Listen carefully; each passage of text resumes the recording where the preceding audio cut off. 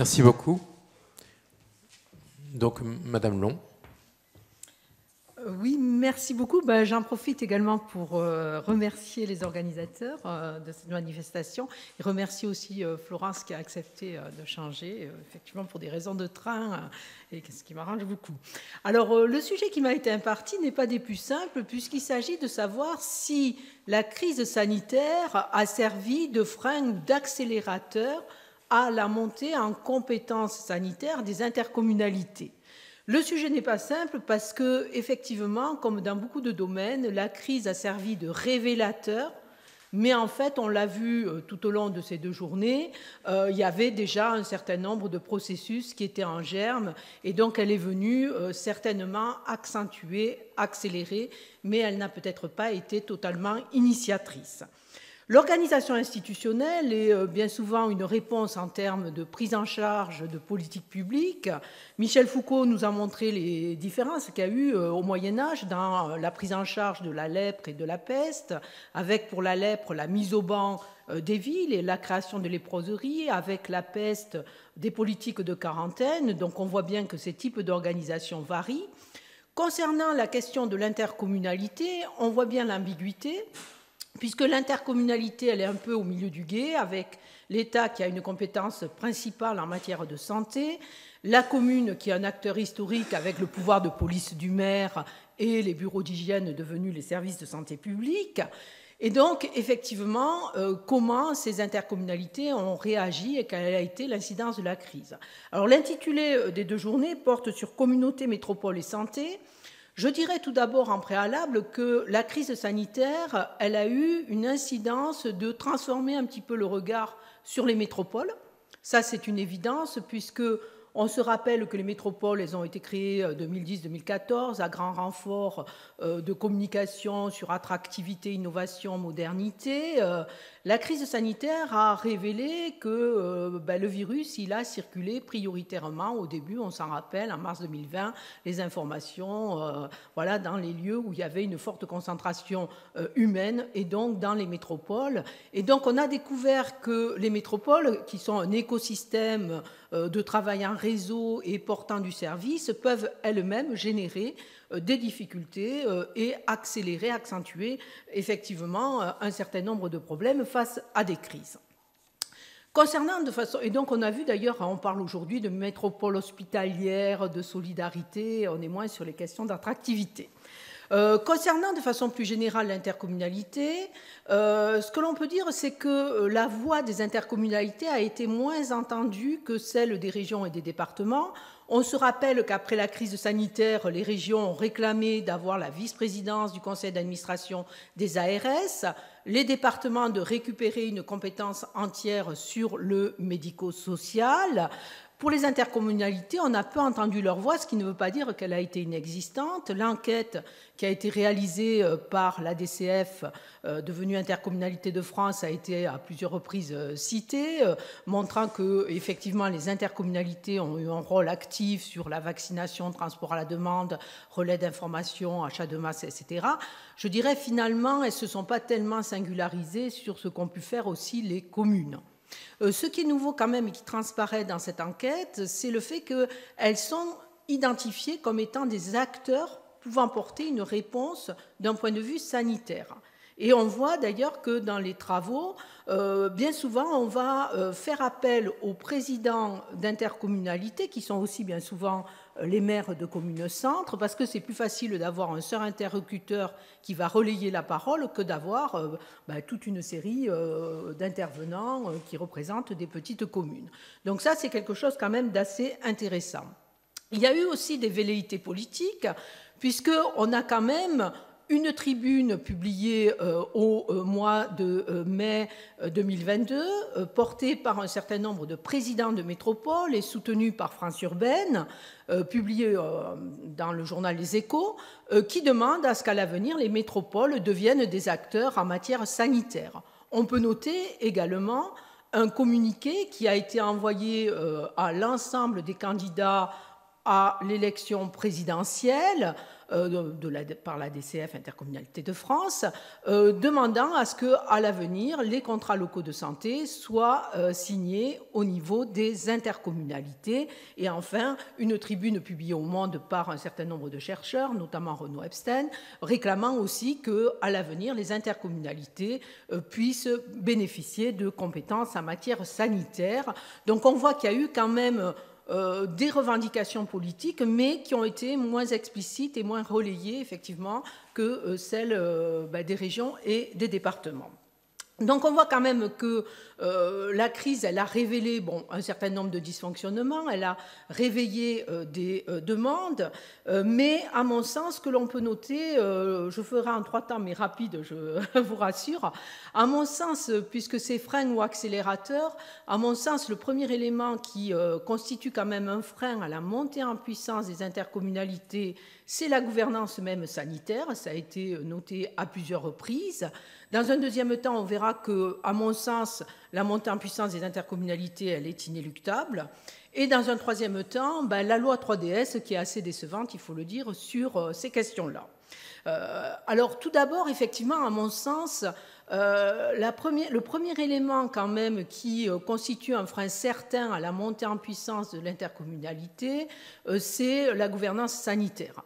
Effectivement, ça a été dit à plusieurs reprises, depuis la loi Hôpital-Patient-Santé de 2009, on a mis en place une forme de gouvernance autocentrée autour des ARS, avec des formes de coopération sanitaire qui se sont très largement inspirées de la coopération territoriale, mais qui sont dans des sphères différentes, c'est-à-dire qu'on a 2 logiques institutionnelles de fonctionnement. Alors les deux peuvent à un moment donné se retrouver, mais ce n'est pas gagné. On voit qu'aujourd'hui, effectivement, le dialogue s'instaure, mais conceptuellement, ce n'était pas aussi évident que ça.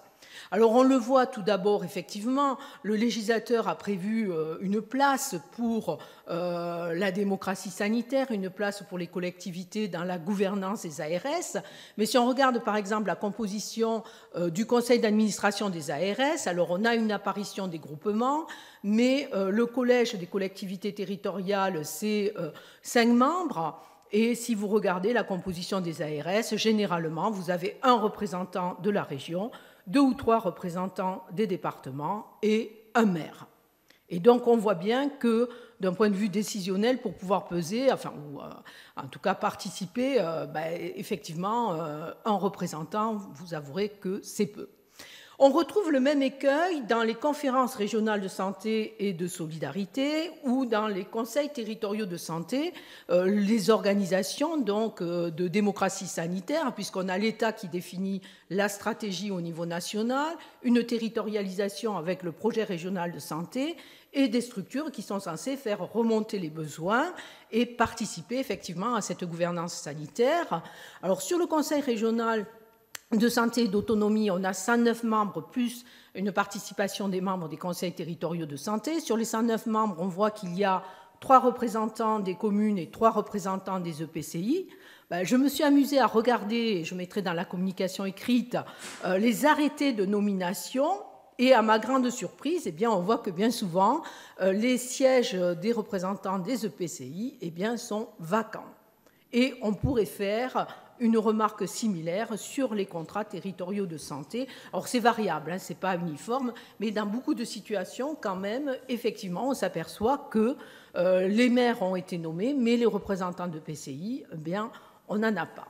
Et donc on voit bien que les intercommunalités n'ont pas investi ces lieux de gouvernance sanitaire et ne les ont pas appréhendés comme des lieux de pouvoir où elles peuvent agir, préférant effectivement agir sur le projet de territoire ou les contrats locaux de santé.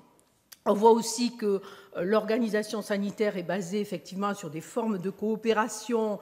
Alors, vous avez souligné sur les groupements territoriaux hospitaliers, les groupements sanitaires, les groupements professionnels de santé, que effectivement il y a un soutien, il peut y avoir un regard des élus, mais on voit bien quand même qu'on est sur des sphères qui sont parallèles et les liens ne sont pas aussi évidents que ça. Donc on voit bien que la crise sanitaire, elle a révélé quand même que tout ça est compliqué. On a des rapports de l'Inspection générale de l'administration, des rapports de l'Assemblée nationale soulignant quand même que le dialogue territorial n'a pas fonctionné, que les ARS ont été un petit peu déconnectés des territoires, etc. Mais on n'en a pas pris la mesure. Alors pour autant, la montée en puissance des intercommunalités, elle me semble évidente, puisque effectivement, au regard de la définition qui a été donnée de la santé portée par l'OMS et la Charte d'Ottawa, on voit bien qu'on a une appréhension globale de la santé où là, les intercommunalités, par leurs compétences et par la planification qu'elles peuvent porter sur le plan climat, air, énergie, sur le projet alimentaire territorial, il est évident que les intercommunalités ont un rôle en matière de santé. On voit, et l'enquête de la DCF le révèle, qu'on a de plus en plus d'intercommunalités qui ont quand même un vice-président santé, une commission santé, voire ou un délégué santé. Donc on voit bien quand même qu'il y a des choses qui se passent. Mais on voit aussi que c'est très variable. On a vu qu'il y a des métropoles qui sont très actives, la métropole de Bordeaux. D'autres, on a un contrat local de santé, mais sur leur site, on voit qu'on n'a pas tellement communiqué autour de cela.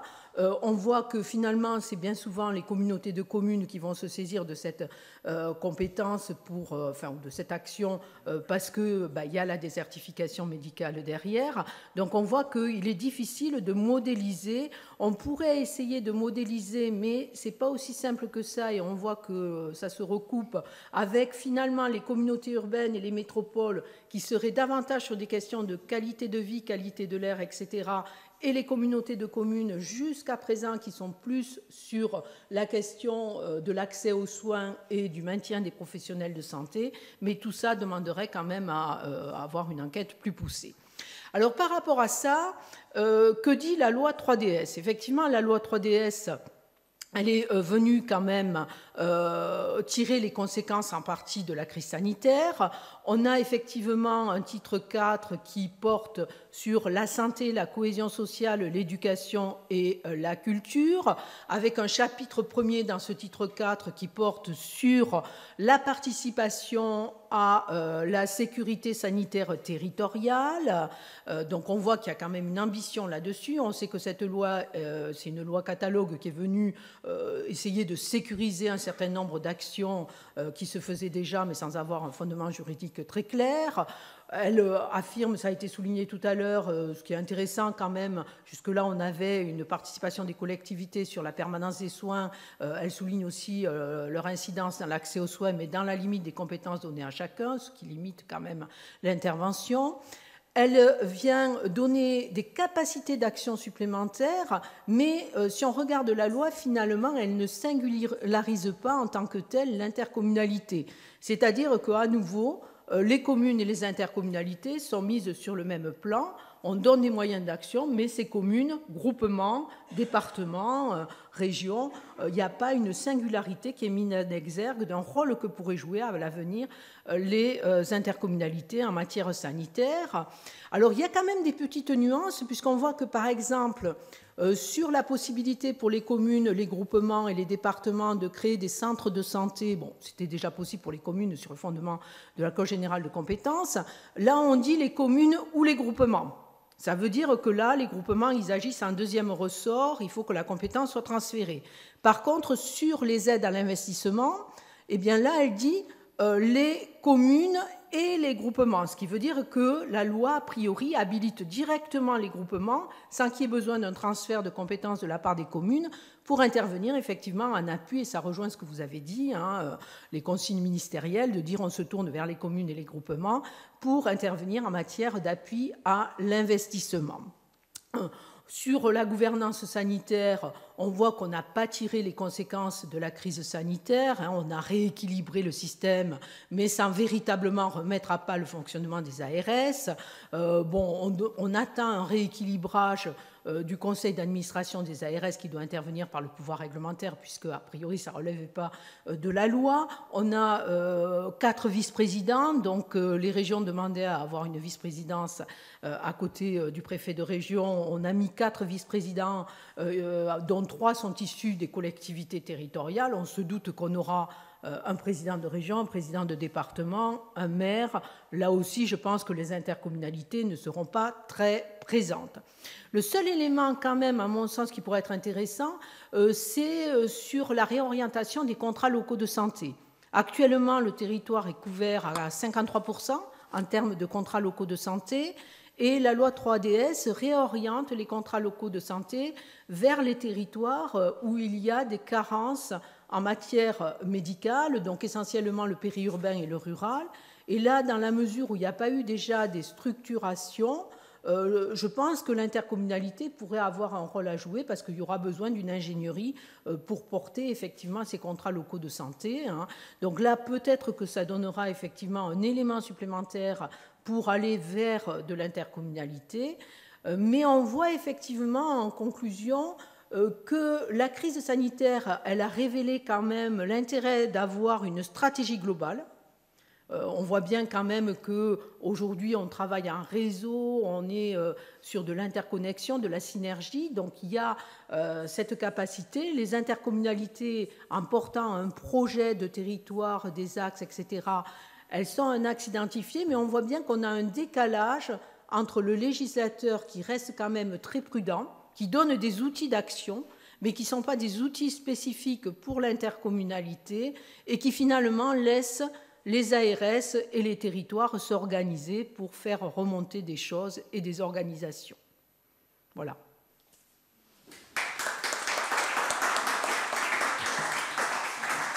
Merci. Merci beaucoup. Merci pour avoir bien respecté le temps. Donc, je donne la parole à Monsieur Bourgueil, dont l'intitulé de la communication porte sur l'intégration de l'intercommunalité dans le système des soins de proximité.